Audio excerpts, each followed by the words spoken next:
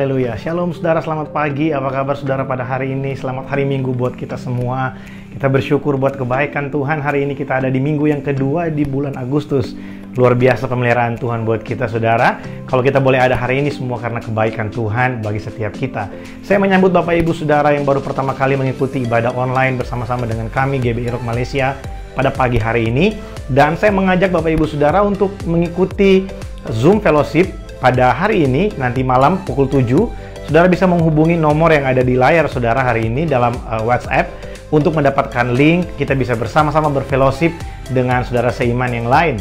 Bapak Ibu saudara, hari ini sangat luar biasa. Kita akan diberkati oleh hambanya Bapak Pendeta Christian Apitula. Beliau adalah gembala dari GBI Rock yang ada di Kota Palu. Kita bersyukur karena beliau akan menyampaikan firman Tuhan yang saya yakin dan percaya akan menguatkan setiap kita pada hari ini. Saudara, pagi hari ini saya ingin mengajak setiap kita, mari kita bersama-sama membuka hati kita untuk bersekutu dengan Tuhan kita pada pagi hari ini dalam ibadah kita. Sekalipun kita hanya beribadah melalui live streaming, tapi mari kita sama-sama buka hati. Kita percaya bahwa Tuhan ada di mana 2-3 orang berkumpul di rumah kita masing-masing. Waktu kita buka hati menyembah Dia, kita menantikan Tuhan, kita menikmati kehadiran Tuhan dimanapun kita berada. Bapak Ibu Saudara, buat setiap kita yang akan memberikan persembahan pada hari ini, baik itu persembahan umum, persembahan ucapan syukur, persembahan misi, dan persepuluhan, saudara bisa memberi melalui transfer ke rekening gereja yang sekarang ada di layar saudara. Setiap persembahan yang kita berikan akan dipergunakan untuk pelebaran kerajaan Allah, mempermuliakan Tuhan dalam pelayanan yang ada di gereja ini. Saudara, pagi hari ini mari sama-sama kita buka hati untuk kita beribadah kepada Tuhan. Mari kita berdoa. Tuhan, kami bersyukur buat hari ini. Terima kasih buat hari yang baru. Satu hari lagi Tuhan percayakan buat kami. Kami boleh menikmati kebaikan-Mu, kami boleh menikmati anugerah-Mu. Dan pagi hari ini kami membuka hati kami Tuhan, untuk kami beribadah bersama-sama, memuji, mempermuliakan Engkau pagi hari ini.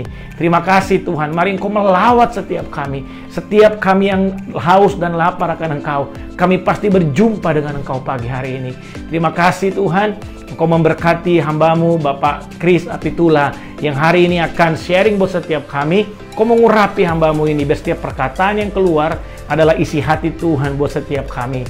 Terima kasih Bapa, Engkau memberkati setiap persembahan yang dibawa oleh umat-Mu pagi hari ini, yang mereka transfer ke rekening gereja Tuhan. Semua yang kami taburkan pagi hari ini, semua ini Tuhan menjadi benih yang akan bertumbuh Tuhan, dan memberkati pekerjaan Tuhan, dan dipakai untuk mempermuliakan Tuhan. Terima kasih Bapa, kami mengucap syukur, berkat-Mu melimpah buat setiap kami umat-Mu. Terima kasih Tuhan, dalam nama Yesus kami berdoa.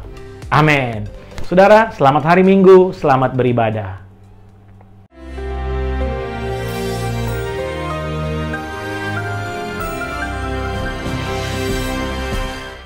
Shalom warga kerajaan. Banyak orang cuma senang musim semi dan suka dengan summertime. Tapi istri saya itu menarik sekali. Dia suka kalau melihat pohon-pohon yang berwarna coklat, orange, merah pada musim gugur.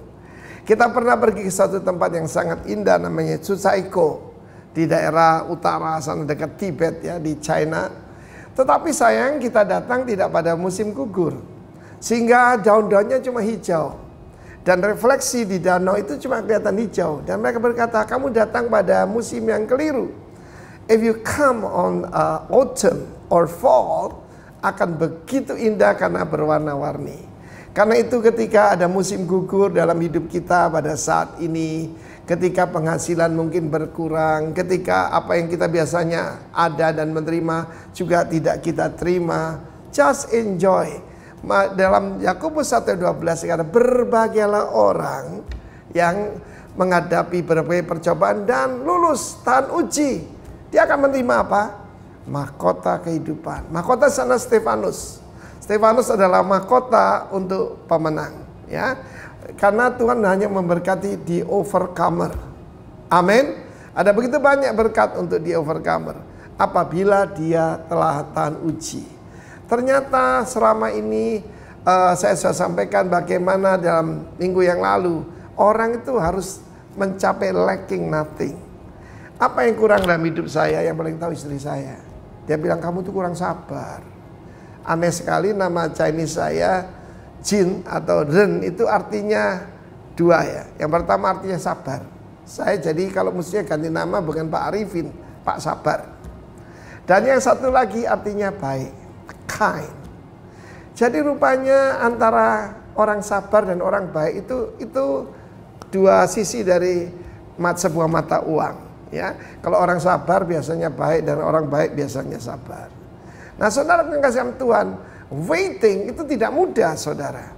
Ya, barusan ini Pak Frankie ada di Jayapura di sebuah hotel, ya, meskipun itu suite room dari sebuah hotel itu tidak menyenangkan karena 3 bulan dia di sana nggak bisa ngapa-ngapain.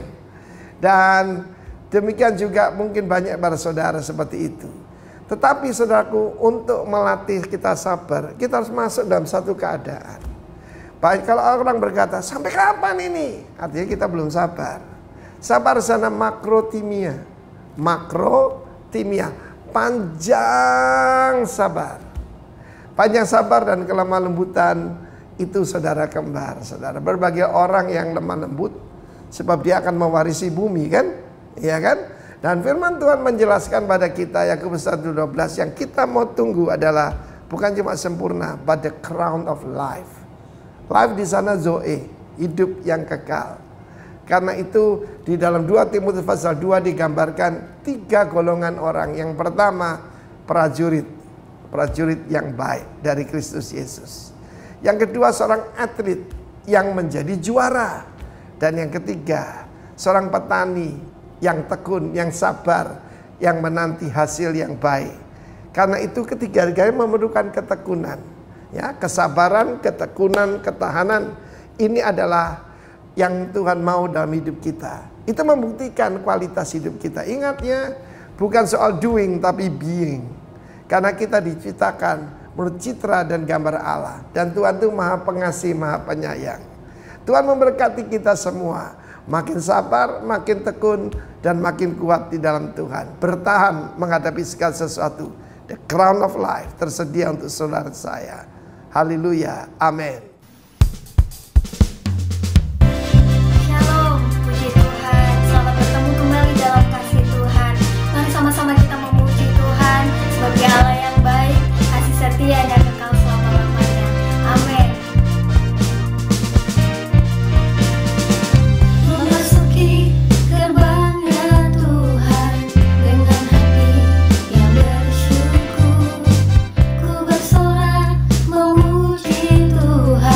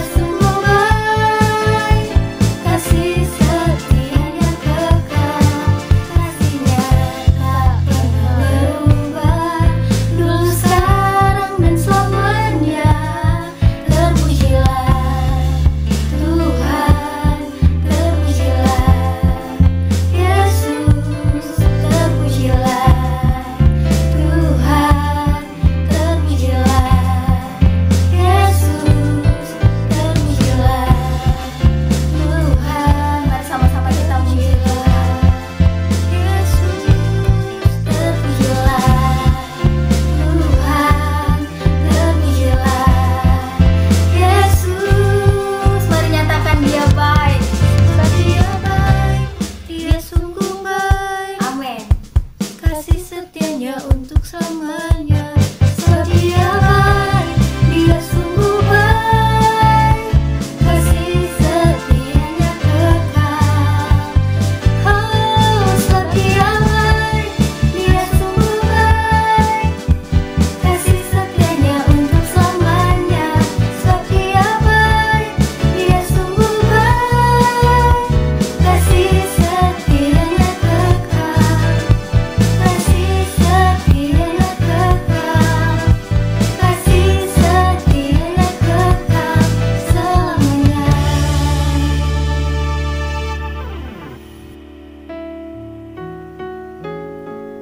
Terima kasih Tuhan, kami bersyukur buat kasih setia Tuhan dalam kehidupan kami.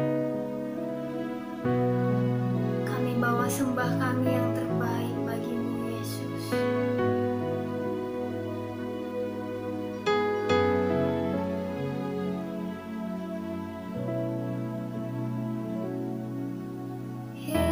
Yesus, kami puja.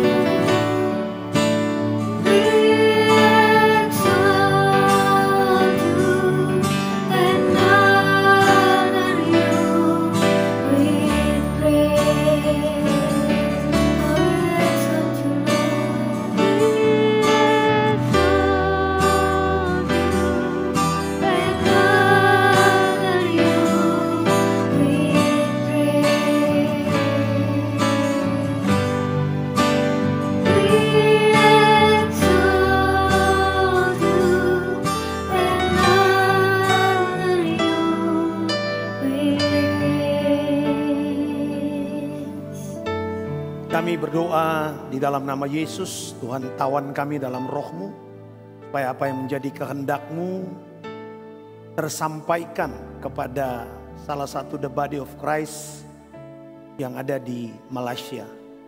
Rock jemaat yang ada di Malaysia. Tuhan terima kasih, mari berbicara kepada kami. Biarlah firman-Mu mendapat tempat dan melaksanakan apa yang menjadi tujuan Tuhan dalam pemberitaan di bulan di mana kami berbicara tentang empower. Roh Kudus, hamba berdoa dalam nama Yesus. Firman yang ditaburkan adalah firman yang benar-benar berasal dari kerajaan-Mu. Di dalam nama Yesus kami akan mendengarkan, Tuhan juga kuasai semuanya Tuhan. Biar pikiran, perasaan, kehendak kami tundukkan di bawah kuasa firman. Di dalam nama Yesus Tuhan kami berdoa dan kami bersyukur. Haleluya. Amin. Ya, shalom Bapak Ibu semua. Saya mengucapkan terima kasih pada Brother Edward yang memberikan kesempatan kepada saya. Ya, saya dari GBI Rock from Hammer City ya, dari Kota Palu. Dan terima kasih buat kesempatan ini. Nah, hari ini saya akan berbicara kepada kita semua tentang apa yang senior kita instruksikan, bahwa hari-hari di mana kita mengalami yang namanya coronavirus atau virus corona ini. Nah, Pak Arifin sudah memerintahkan kita semua untuk apa yang hamba Allah dapat daripada Tuhan tentang bulan-bulan ini. Ya, nah, kita buka bersama di dalam kitab Yakobus ya, kitab Yakobus 1, Yakobus 1 ayat yang kedua ya sampai ayat yang ke-8 ya. Nah, kalau Bapak Ibu lihat perikop daripada kebenaran firman ini adalah ini berbicara tentang iman dan hikmat ya, iman dan hikmat. Saya ulangi, iman dan hikmat ya. Nah, firman Tuhan berkata begini, saudara-saudara, anggaplah sebagai suatu kebahagiaan apabila kamu jatuh ke dalam berbagai pencobaan ya. Nah, saudaraku, nah kita harus ingat dan kita harus tahu bahwa semua yang diizinkan Tuhan terjadi itu ada di dalam kendali daripada Tuhan. Itu dulu ya. Nah, makanya firman Tuhan ini lebih berbicara kepada pencobaan-pencobaan yang ada di dalam kehendaknya Tuhan ya. Saudara mesti mengerti ini. Nah, dibilang bahwa suatu kebahagiaan apabila kamu jatuh ke dalam berbagai pencobaan. Saya di Palu mengalami hal yang tidak gampang ya. Karena 2018 kami mengalami satu pencobaan yang diizinkan oleh Tuhan ya. Nah, terjadi di kota kita di mana kami mengalami ya gempa yang dahsyat sekali ya. Dan itu saya belum pernah alami ya.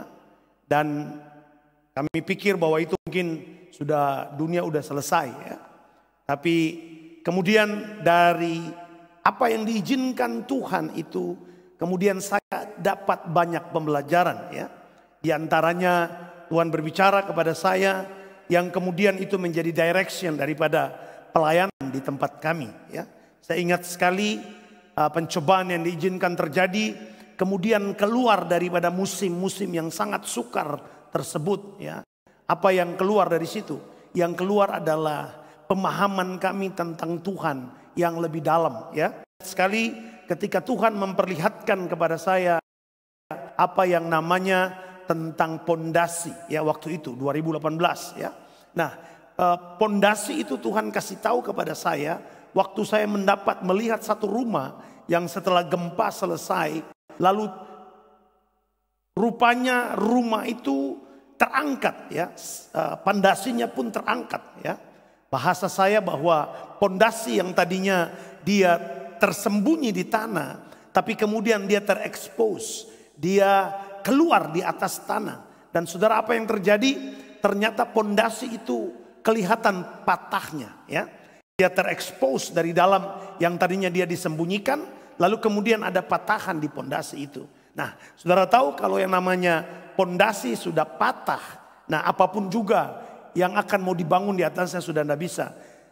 Satu-satunya jalan harus dirobohkan kembali rumah itu. Nah, tiba-tiba Roh Kudus berbicara kepada saya dalam pencobaan yang diizinkan oleh Tuhan waktu itu. Bahwa ternyata saudaraku, Tuhan bawa, lalu Tuhan bilang kepada saya, kamu lihat dalam pemerintahan. Nah, pemerintahan pun hal yang sama terjadi ketika alat pendeteksi gempa itu kemudian rusak. Nah, lalu aneh sekali pemerintah berkata bahwa itu kesalahan daripada para nelayan. Nah, tapi kalau kita sudah ini berarti saya paham bahwa ternyata maintenance daripada alat itu harusnya ada, ya. Nah, di situ saya mulai Tuhan bicara kepada saya. Tuhan bicara kepada gereja yang menjadi sumber informasi, sumber hikmat, sumber firman Tuhan bagi kota ya atau bangsa. Nah, saya ingat sekali waktu itu Tuhan ingatkan saya bahwa apa yang tidak kelihatan, pondasi tidak pernah kelihatan, ya. Nah, Tuhan bawa saya. Ternyata saudara dan saya ini ada punya yang namanya tubuh, roh dan jiwa. Nah, yang tidak pernah kelihatan itu adalah roh. Ingat baik-baik. Nah, saudaraku, bangunan yang sebenarnya itu adalah bangunan roh. Nah, itu dia. Nah, Tuhan mengajarkan saya bahwa ternyata gereja Tuhan waktu itu ternyata kita sering cuman bangun yang di atasnya, ya. Kita hanya membangun yang di bagian atas, bagian yang kelihatan, ya. Nah, namun ketika bagian yang tidak kelihatan terekspos, tiba-tiba justru yang parah itu adalah bagian yang terekspos itu. Nah, manusia roh itu adalah pondasi daripada kehidupan kita. Nah, saya melihat di pemerintahan sama. Pemerintahan melakukan hal yang sama. Waktu engkau memperlakukan uang, waktu orang tidak tahu. Tidak ada yang tahu. Nah, baru saya mengerti bahwa itulah sebenarnya pondasi kehidupan kita. Kalau bicara tentang uang, bicara tentang integritas, ya. Nah, lalu kemudian kami bongkar lagi pondasi itu. Lalu saya tahu bahwa Tuhan sedang berbicara di masa sukar. Lalu kemudian saya mengajar kembali bahwa mari kita kembali kepada apa yang Tuhan bilang buat kita. Saudara, kalau lihat dalam kitab Kejadian, ya, kitab Kejadian sangat-sangat jelas berbicara di sana, ya. Kalau saudara lihat yang namanya penciptaan, ya, penciptaan hari pertama saja, ya, saudara tahu or, ya. Nah, kata or itu adalah pengertian, ya. Or itu bukan terang seperti yang kita bayangkan, ya. Kita telah salah dalam memahami akan hal ini. Nah, makanya Bapak Ibu harus tahu bahwa Tuhan menciptakan hari pertama itu adalah terang. Terang itu pengertian, ya, bukan terang sebenarnya. Terang sebenarnya baru diciptakan hari keempat. Ingat baik-baik. Nah, saudara lihat padanan daripada hari pertama dan hari keempat. Nah, kalau saya sebutkan untuk memahami penciptaan ini, Bapak Ibu harus tahu ada padanan. Jadi hari satu dan padanannya hari keempat. Hari pertama Tuhan menciptakan ruang, ya. Kalau saya bilang pengertian itu tidak bisa dipegang, pengertian tidak bisa dilihat. Itu yang saya sebut dengan roh, ya. Nah, Tuhan menciptakan dulu ruangan, lalu kemudian fisiknya Tuhan ngisi. Tuhan ngisi ruangan itu dengan fisik. Jadi pertama dia ciptakan ruang yang penuh dengan pengertian. Lalu hari keempat dia isi ruang itu dengan yang namanya benda penerang. Dan yang besar Or Hagedola, dan benda penerang yang kecil yang disebut dengan bulan. Nah, saudara mesti tahu ini, ya. Nah, kalau saudara bawa lagi dalam kitab Kejadian pertama, di sana dibilang bahwa roh Allah itu melayang-layang di atas permukaan air. Nah, mari kita lihat dulu dalam Kejadian 1 ayat yang kedua, saudaraku. Nah, saya mau bawa saudara supaya kita mau paham sesuatu yang Tuhan mau bicara. Saya mau encourage, firman ini mau encourage kita, ya. Bumi belum berbentuk dan kosong, ya. Nah, saudara lihat gelap gulita menutupi samudra raya, ya. Nah, makanya saya bilang, ya, belum berbentuk, ya. Belum berbentuk, kosong, ya. Ada 3 hal yang paling menakutkan bagi manusia. Yang pertama adalah sesuatu yang belum ada bentukan, ya. Itu susah untuk kita pahami. Nah, kalau kita mau disuruh membuat sesuatu saat ini gampang, pakai yang namanya YouTube, sudah ada semuanya. Tapi bayangkan zaman yang namanya Nuh. Nuh belum ada punya gambaran tentang yang namanya bahtera. Belum ada bentuk dan tidak gampang untuk orang untuk memulai sesuatu yang tidak berbentuk. Lalu apalagi waktu kita pergi ke tempat yang dibilang masih kosong. Dan semua orang punya kekuatan untuk berdiri di sana. Apalagi gelap, saudaraku. Nah, tapi saya bersyukur di tengah-tengah sesuatu yang belum berbentuk dan kosong dan gelap, ternyata ada kehidupan di sana. Saya ulangi, ada kehidupan di sana. Nah, yang saya sebut itu adalah roh Allah melayang-layang, ya. Nah, saudara tahu ini, ya. Makanya roh Allah ini adalah roh penciptaan, ini ada di sini, ya. Makanya roh itu dikirim dahulu, ya. Karena roh yang mengerjakan apa yang keluar dari mulut Allah. Nanti waktu Tuhan berkata jadilah terang, itu perkataannya keluar setelah rohnya dikirim dahulu. Saudara mesti tahu. Nah, makanya di sini kita pahami bahwa yang namanya roh itu hal yang paling utama. Nah, Tuhan kasih tahu waktu kami mengalami yang namanya badai pencobaan. Makanya saya sebut itu sebagai satu kebahagiaan bagi saya sebagai hamba Tuhan untuk memahami sesuatu yang kota-kota lain tidak memahami, yang hamba-hamba Tuhan yang lain tidak memahami. Apalagi saya stay di sini, saya tinggal di kota ini, dan saya ingat sekali ketika musibah yang besar terjadi itu, saya ingat sekali, saya ingat istri saya orang yang tidak mudah untuk mendampingi saya. Dalam pengertian begini, saya melihat dia sebagai satu sosok yang saya tahu itu Tuhan bawa dia. Kenapa? Saudaraku, ketika orang-orang berkata kepada dia, enggak, dievakuasi ke Surabaya. Dan saya ingat sekali suara daripada istri saya itu, dia bilang gini, dengan satu suara yang lantang, dan saya kaget juga, ya. Dia berkata bahwa di mana suamiku ada, di sana aku ada. Wow, saudaraku, itu kayak satu kekuatan bagi saya. Karena saya waktu itu, saya harus berdiri di antara untuk memimpin keluarga saya, dan kemudian saya harus berdiri di antara jemaat yang dalam ketakutan. Saudaraku, saya ingat sekali orang-orang eksodus dari kota ini. Nah, orang-orang keluar dari kota ini. Orang-orang keluar, dan saya mau kasih tahu buat saudara, waktu itu kalau saya mau ceritakan kebenarannya adalah orang-orang itu bukan mau pergi dari Palu, tidak, mereka mau keluar dari Palu, lalu kemudian mereka mau cari planet yang lain. Itu keadaan seperti itu, ya. Nah, saudara bayangkan, ya, orang rame-rame tinggalkan. Dan saudaraku, saya ingat sekali, saya kontrak di kota ini. Saya ingat sekali 10, 11 tahun, 12 tahun yang lalu Tuhan berbicara kepada saya ke tanah ini. Dan saya tahu ini panggilan tanah, ini komitmen teritorial. Dan saya ingat sekali waktu itu tiba-tiba Tuhan berbicara ke saya, ya. Lalu saya tahu bahwa ini waktunya untuk saya diam di kota ini, saudaraku. Dan waktu saya diam di kota ini, nah itu yang saya bilang. Nah, ketika orang-orang keluar, ya, sampai saya masuk kepada satu titik di mana Tuhan membuka pemahaman saya tentang kematian. Saya ulangi, Tuhan membuka pemahaman saya tentang kematian. Saudara tahu, kematian itu paling ditakuti oleh manusia. Makanya Yesus waktu bangkit pertama, dia turun pertama kemana? Ke alam maut. Dan dia bilang ini, hai maut, di manakah sengat? Karena maut itu terus menghantui orang percaya. Nah, orang kaya kalau sudah berhadapan dengan kematian, tidak semua bisa di-manage dengan baik, ya. Termasuk hamba Tuhan, ya, termasuk kita. Tapi saya belajar waktu itu dalam pencobaan, dalam Yakobus tadi, saya belajar, saya mengalami kebahagiaan. Kenapa, saudaraku? Karena saya ingat sekali, teman saya dari Jakarta, dia datang, dia bawa Hercules, ya. Dia bilang, bro, tunggu saya di bandara. Oke, saya tunggu.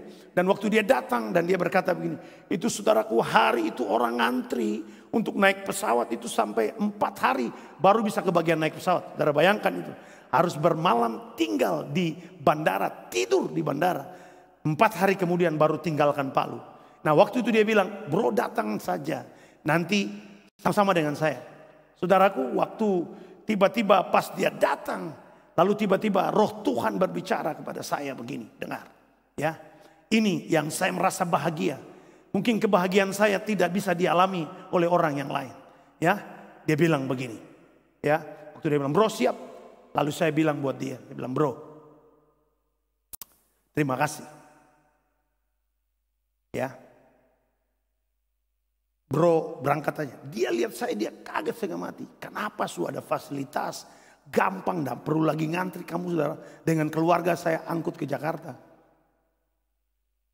Lalu tiba-tiba Tuhan bilang di hati saya, bro, sekalipun saya harus mati di tanah ini, biar saya mati di tanah ini. Sekalipun Tuhan tolong saya, sekalipun Tuhan tidak tolong saya, kalaupun saya harus mati, kalaupun tinggal satu orang, kalaupun tinggal cuman satu orang dengan saya, kalaupun itu kehendak Tuhan, kalaupun saya harus mati di tanah ini, mati di tanah di mana tanah perjanjian saya, itu adalah sebuah keuntungan. Dan saya tahu saya mati terhormat. Mungkin paparasi, ya, semua surat kabar tidak dapat saya. Tapi saya yakin ketika saya mati di tanah perjanjian, saya tahu itu mati terhormat. Dan saya tahu waktu itu sorga buat satu slogan besar di sorga. Selamat datang duta besar yang selesai melakukan tugas dengan sempurna. Saudara, itu sorak-sorak kemenangan.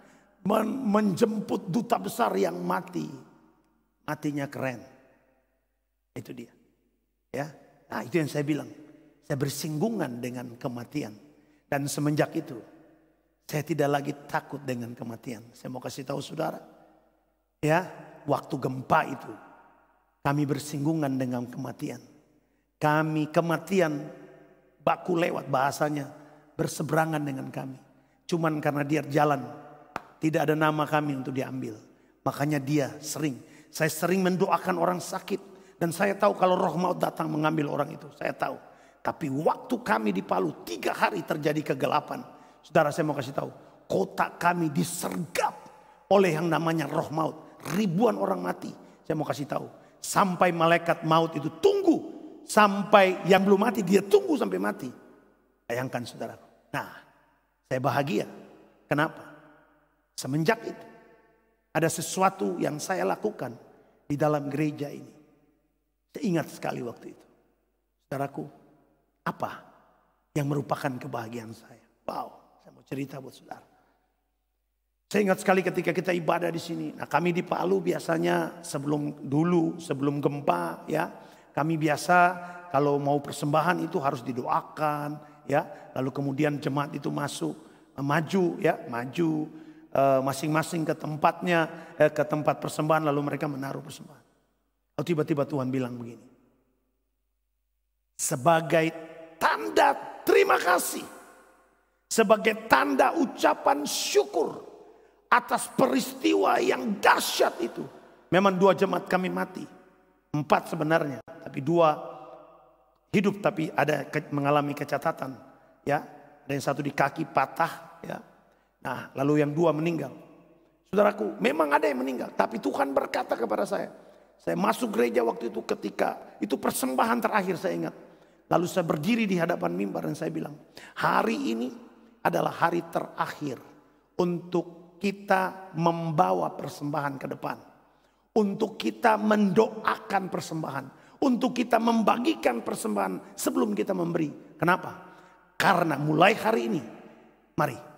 Sebagai tanda ucapan syukur berterima kasih atas pertolongan Tuhan buat gereja kita, buat umat kita, buat jemaat yang ditolong sama Tuhan sekalipun 2 orang meninggal.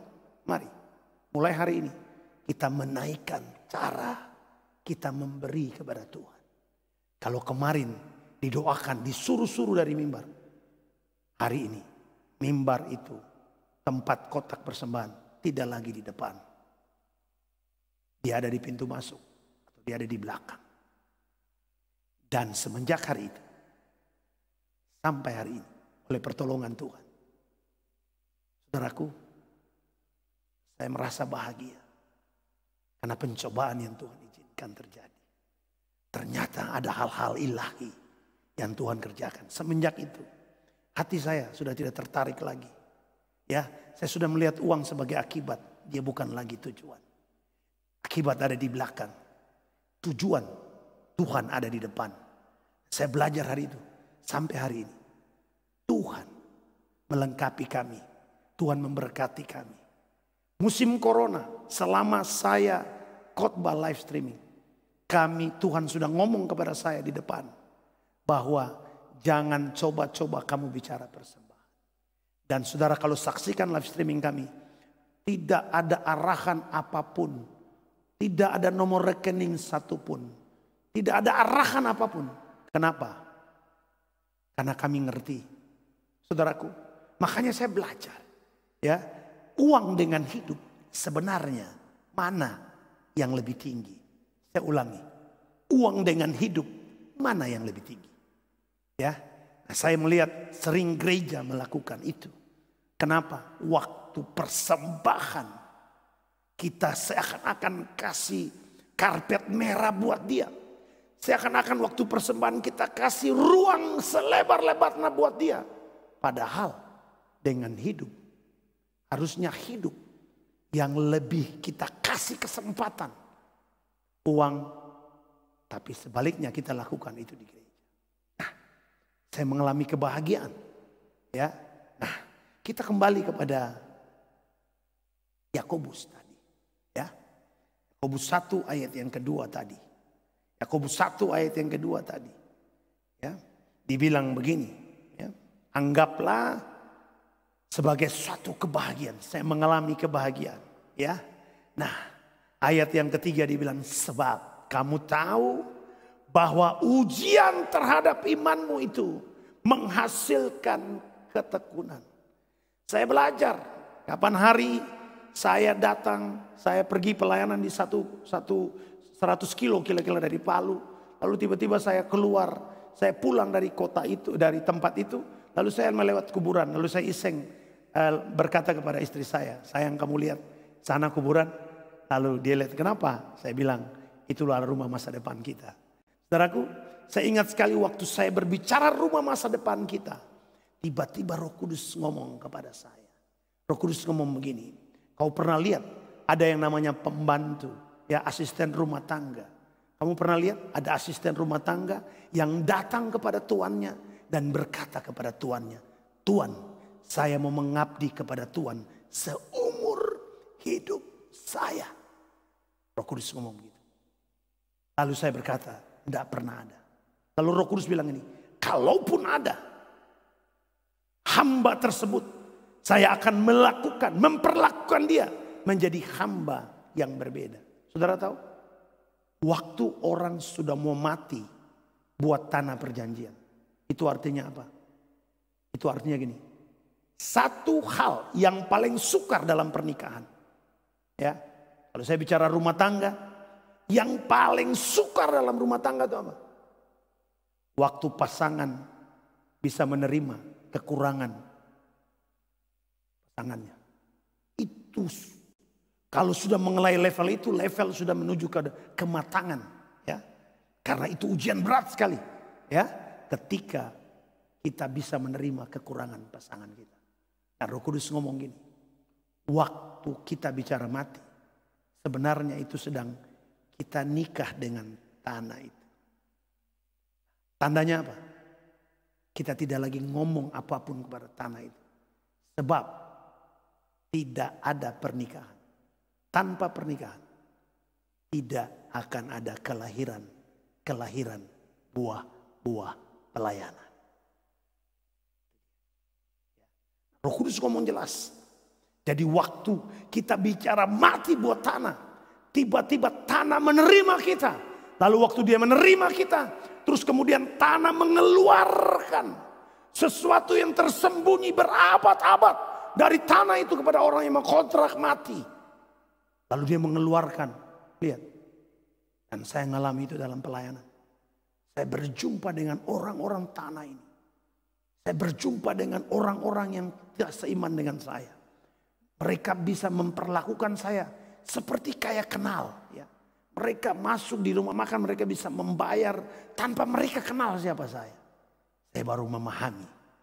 Ya, ternyata waktu kita bicara tentang mati, wow, itu bicara tentang komitmen teritorial.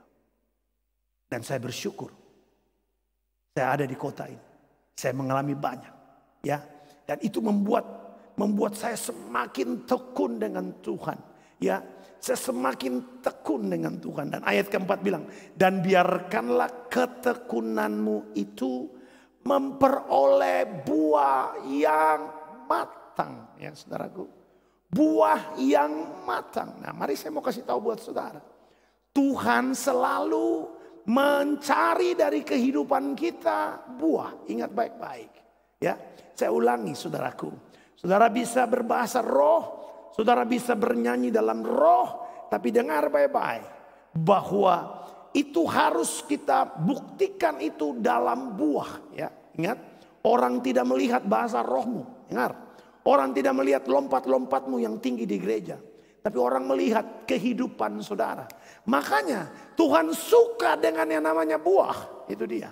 Makanya dia mengharapkan buah. Saudara ingat ya, waktu Tuhan menginginkan buah, waktu dia datang, lalu dia lapar, lalu tiba-tiba buah pohon itu tidak menghasilkan buah. Apa yang terjadi? Pada saat musim berbuah, lalu kemudian buah tidak dikeluarkan, dikutuk pohon itu. Ingat baik-baik saudaraku. Ya, nah saudara dengar. Nah, kalau saya bicara buah, berarti saya bicara tentang Galatia 5 ayat 22 dan 23. Ya, nah saudara lihat di sana. Nah, Galatia 5 ayat 23 itu adalah 9 buah roh. Saya mau kasih tahu saudara, ya. Dan di sana dibilang begini, ya.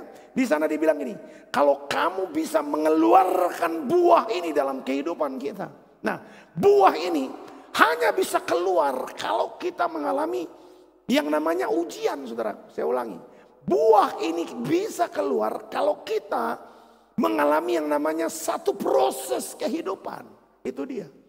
Ya, nah ada yang namanya ayat 22 dibilang begini, ya. Tetapi buah roh ialah kasih, ya, sukacita, damai sejahtera. Saudara lihat.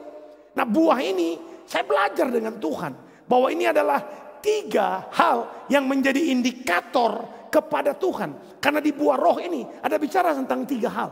Saya ulangi, ya. Ada indikator kepada Tuhan, ya. Apa yang harus kita hasilkan kalau kita suka ngomong Tuhan, Tuhan. Kalau kita suka ngomong Tuhan bicara kepada saya, harus ada 3 hal yang menjadi indikator. Apa itu? Yang pertama, harus ada kasih daripada orang tersebut. Yang kedua, orang itu kalau datang di mana-mana, dia bawa sesuatu yang luar biasa. Dia pun sukacita tuh memberkati orang lain, itu dia. Lalu kemudian kehadirannya itu ada damai sejahtera. Apa yang dibuat itu ada damai sejahtera. Jadi begini, kalau saudara mengerti tentang ini, maka ini indikator. Saudara tidak perlu tanya hamba Tuhan. Saudara akan mengerti ini indikator. Kalau kita bilang kita berbuah, ya, indikator berbuah kepada Tuhan, ya, indikatornya 3. Orang itu mengalami pertumbuhan dalam kasih, mengalami pertumbuhan dalam sukacita, mengalami pertumbuhan dalam damai sejahtera. Nah, itu kepada Tuhan. Nah, lalu kepada sesama ada 3 lagi. Nah, orang akan melihat kita ketika kita kontak dengan Tuhan. Jadi hasil ibadah kita itu keluar waktu kita bisa bekerja sama dengan orang. Kita bisa ketemu dengan orang. Nah, waktu kita berinteraksi dengan orang, ada 3 indikator yang bisa dilihat. Apakah orang itu kemudian dia berbahasa roh lantang? Apakah kemudian kehidupannya juga lantang? Selantang dia berbahasa roh. Ya, lompat-lompatnya setinggi itu pun dia pun kehidupan sama dengan itu. Apa itu? Ada 3 hal waktu dia berinteraksi dengan orang. Sabaran. Saya belajar dengan ini terhadap anak-anak saya. Saya masih belajar sampai hari ini. Ya, kesabaran. Kemurahan. Itu dia. Kebaikan. Ini yang orang akan lihat. Ini yang orang bilang, oke. Ini kemudian saudara bukan jadi batu sandungan. Tapi saudara jadi blessed. Kehidupan saudara bisa memberkati orang lain. Itu dia. Ya. Nah, yang ketiga. Kepada Tuhan, kepada sesama. Dan kepada diri kita. Nah, kepada pribadi kita ada 3 hal yang dia bilang. Yang pertama, kesetiaan. Itu dia. Kalau saudara mau lihat orang dalam pelayan, lihat dia setia. Kalau saudara mau lihat pasangan, calon-calon pasangan kehidupan, calon pasangan hidupmu, kamu lihat orang itu. Lihat dia punya buah ini, nah, setia. Setia. Ya. Nah, lihat kelemah lembutan. Saya belajar kelemah lembutannya apa? Kelemah lembutan ini ternyata orang-orang yang terbiasa hidup di atas dan orang-orang yang terbiasa hidup di bawah.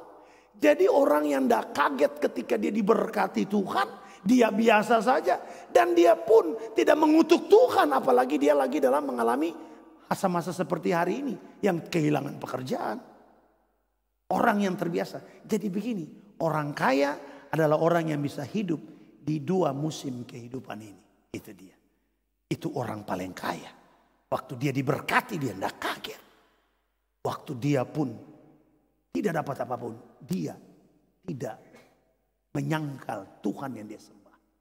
Dia tetap sama. Itu lemah lembut. Dan yang terakhir. Dibilang dalam 9 buah roh ini adalah begini. Penguasaan diri. Dengar baik-baik. Saya melihat hari ini saudaraku. Corona datang kepada kita. Pernah enggak bahwa Anda harus pacu, Anda harus berkata kepada diri Anda harus memproduksi satu buah. Kenapa? Karena bagi saya begini. Kalau Anda tidak mengendalikan diri dalam makan, Anda bahaya. Semua catatan sejarah dari mulai Adam jatuh, semua bicara makan. Hari ini orang mati, catatan kaki, semua bicara penyakit-penyakit yang sumbernya dari makanan. Masih sama, warisannya masih sama sampai hari ini. Makanya dibilang pengendalian diri. Apa yang harus dikendalikan? Ya saudara harus mengendalikan. Itu Tuhan bilang, itu buah roh. Ya, nah saya mau kasih tahu, kalau Alkitab bicara tentang buah itu tidak perlu saudara olahraga. Saudara pernah lihat, maka buah olahraga? Tidak ada. Buah itu tidak pernah olahraga. Paling mantap tuh buah. Tapi kita gagal mengerti buah ini. Kita pikir usaha supaya kita menghasilkan buah. Tidak perlu saudara usaha. Saya ulangi, karena buah itu dia punya tugas cuma nempel saja di ranting atau di pohon tersebut. Karena yang memberi makan itu adalah pohon tersebut. Nah, bagaimana saudara nempel? Ini pertanyaannya. Jawabannya di ayat yang ke-17. Galatia 5 ayat 17. Ya. Ayat 18. Nah, ini dia. Jadi untuk berbuah, saudara perlu nempel. Nempel itu tidak bisa dipaksa. Nempel itu harus dari diri kita sendiri. Dibilang ini, apabila jikalau kamu memberi dirimu dipimpin oleh roh. Itu yang kehidupan pertama Tuhan kasih tadi. Saya jelaskan di awal. Lihat. Simpel aja. Buah tidak perlu olahraga. Cuma nempel aja. Tiba-tiba cara menghasilkan buah. Salah satunya adalah hari ini, biarkanlah kita dipimpin oleh pencobaan-pencobaan yang sedang diizinkan oleh Tuhan. Karena dibilang setelah itu kita mengalami pertumbuhan. Ya, apabila dia sudah matang, ya, saudara mengalami pertumbuhan. Itu dia. Ya. Nah, saudara lihat di situ, ya. Buah. Sudah jelas buah. Nah, kalau saudara baca di situ menjadi sempurna dan utuh. Ayat yang keempat tadi, Yakobus 1 ayat yang keempat dibilang sempurna dan utuh dan ia tak kekurangan satu apapun. Ini tepat seperti yang dikatakan di dalam Galatia 5 ayat 23 yang paling bawah. Jikalau kita menghasilkan buah ini, maka apa yang terjadi? Maka tidak ada hukum yang dapat. Kesempurnaan datang ketika saudara menghasilkan buah roh. Ini dia. Ini sebenarnya hasil daripada kita ibadah. Ya, saya bilang buat tim kami di sini bahwa pastikan bahwa kamu mengalami satu pertumbuhan di masa-masa sukar ini. Minimal kamu semakin dekat dengan Tuhan. Ya, saudaraku. Saudara lihat, kalau saya bicara iman, maka dengar hari ini. Waktu Tuhan datang kembali ke bumi. Dia tidak menemukan apa? Tidak menemukan hasil karyamu yang hebat. Tidak. Dia tidak menemukan rumahmu yang besar. Dia tidak menemukan pelayananmu yang hebat. No. Waktu dia kembali. Dia menemukan ada iman di bumi. Roma bilang iman timbul dari pembacaan. Pembacaan atas firman Tuhan. Emunah kata orang Ibrani. Iman itu emunah. Saudaraku, saya mau kasih tahu buat saudara. Apa alasan hari ini saudara datang ke ibadah? Kami mulai ibadah, mulai minggu kemarin kita mulai ibadah. Ya, masuk Agustus kita mulai ibadah dan Tuhan kasih tahu kepada saya. Dari awal corona Tuhan sudah ngomong kepada saya bahwa segala sesuatu yang tidak dengan iman adalah dosa. Segala sesuatu yang tidak dengan iman adalah dosa. Dan kita mulai ibadah. Nah, saya mau kasih tahu kepada saudara. Saya mau kasih tahu kepada saudara hari ini. Dengar. Kita butuh iman hari-hari ini. Orang polisi bisa keluar rumah. Dan kemudian dia mengalami yang namanya penjagaan yang luar biasa. Perawat mau keluar rumah. Hanya untuk apa? Melakukan kegiatan kemanusiaan. Yang tidak ada dasar firman. Itu pun dijaga sama Tuhan. Bayangkan Anda datang cari Tuhan. Karena Anda percaya kepada dia. Karena Anda beriman. Masa Anda mati karena corona? Saya berdoa hari ini. Saudara menerima akan kebenaran ini. Saya tidak memperpanjang lebar. Saya berdoa. Biarlah kita bahagia. Kita mengalami satu pandangan sorga. Yang membuat kita bahagia bersama dengan Tuhan. Karena ternyata dalam masa-masa yang sukar. Ada hal-hal yang luar biasa. Saya stay di kota ini. Dan saya bahagia. Hari ini saya mengalami banyak hal. Bersama dengan Tuhan. Kalau saya mau cerita. Maka kita akan sampai berjam-jam. Saya akan cerita. Saya akan tumpahkan apa yang saya dapat dengan Tuhan. Tapi saya berdoa hari ini. Umat Tuhan di Malaysia. Mendapatkan sesuatu yang berasal daripada Tuhan. Hamba berdoa hari ini Tuhan. Curahkan kuasa Tuhan. Ruah Kodes. Roh Kudus. Untuk kami bisa menerima sesuatu yang dahsyat. Yang membuat kami kuat. Yang membuat kami mengerti tentang sesuatu yang penting. Lebih penting daripada pencapaian-pencapaian yang lain. Terima kasih Tuhan. Blessing-Mu Tuhan. Yang sakit disembuhkan, yang lemah dikuatkan, yang kekurangan hikmat dapat jalan keluar berasal daripada Tuhan. Di dalam nama Yesus Tuhan, kami berdoa dan bersyukur. Haleluya. Amin. Hindarabaya sandarabarabarabada takanalabaya sandaralaba. Orabata sandakaralabaya sandaralaba. Tuhan, dimanapun kami berada pagi hari ini, kami mengangkat tangan kami Tuhan, melepaskan shalom Tuhan buat bangsa dan negara kami Indonesia Tuhan. Di dalam nama Yesus kami melepaskan damai sejahtera Allah. Di dalam nama Yesus kami perkatakan shalom terjadi buat Indonesia. Oh, shalom terjadi buat bangsa kami dari Sabang sampai Merauke Tuhan. Kami menyerahkan Presiden Joko Widodo ke dalam tangan-Mu. Semua aparat-aparat yang ada Tuhan untuk penanganan COVID ini Tuhan, kami mempercayakan bangsa kami ke dalam tangan-Mu. Kami tahu Indonesia ada dalam rencana-Mu. Kami tahu Indonesia ada dalam hati-Mu. Engkau mengasihi bangsa kami Tuhan. Kami bersyukur karena Engkau mati buat Indonesia. Darah-Mu dicurahkan buat bangsa kami. Dan juga Tuhan kami berdoa melepaskan berkat buat Malaysia Tuhan. Di dalam nama Yesus tempat di mana kami bekerja, tempat di mana kami tinggal Tuhan. Oh, di dalam nama Yesus kami berdoa Tuhan buat Perdana Menteri Bapak Muhyiddin Tuhan. Kami berdoa di dalam nama Yesus, rahmat dari Tuhan. Oh Tuhan, Engkau memberkati Tuhan hamba-Mu ini. Setiap pemerintahan yang ada Tuhan, di setiap wilayah Tuhan diberkati Tuhan. Kami melepaskan shalom Tuhan buat Malaysia di dalam nama Yesus. Di dalam nama Yesus, buat gereja-gereja yang ada di Malaysia, buat umat-Mu yang ada di Malaysia Tuhan. Ini waktunya, mari Engkau membangkitkan satu generasi yang cinta Tuhan, yang mengasihi Engkau Tuhan. Terima kasih Tuhan, kami bersyukur karena Engkau luar biasa ajaib dalam kehidupan kami. Pagi hari ini hamba berdoa, memberkati umat-Mu dimanapun mereka berada Tuhan. Mari Tuhan, Engkau sembuhkan yang sakit Tuhan. Kekuatan yang baru mengalir buat setiap kami. Sepanjang minggu ini Tuhan kami berjalan. Oh, kami percaya Engkau bersama dengan kami. Allah di pihak kami. Engkau bersama dengan kami. Engkau berjalan bersama dengan kami. Kami percaya Tuhan, Engkau di pihak kami. Siapa yang menjadi lawan kami Tuhan?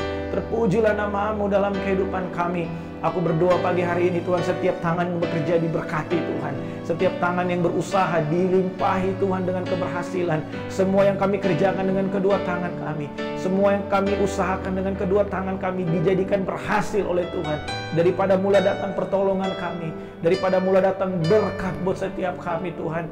Terima kasih Tuhan, terima kasih. Pagi hari ini Tuhan kami akan mengakhiri ibadah kami dan kami akan menerima berkat dari Engkau. Saudara, mari angkat kedua tanganmu. Saudara yang terkasih, terimalah berkat dan rahmat dari Allah Bapa, kasih dan cinta dari Tuhan Yesus, serta persekutuan yang manis dengan Allah Roh Kudus menyertai setiap kita mulai hari ini, siang hari ini sampai Maranatha. Tuhan Yesus datang pada kali yang kedua. Semua yang menerima berkat ini sama-sama kita berkata amin. Haleluya. Saudara, sampai berjumpa nanti sore jam 7 di fellowship kita. Tuhan Yesus memberkati. Happy Sunday.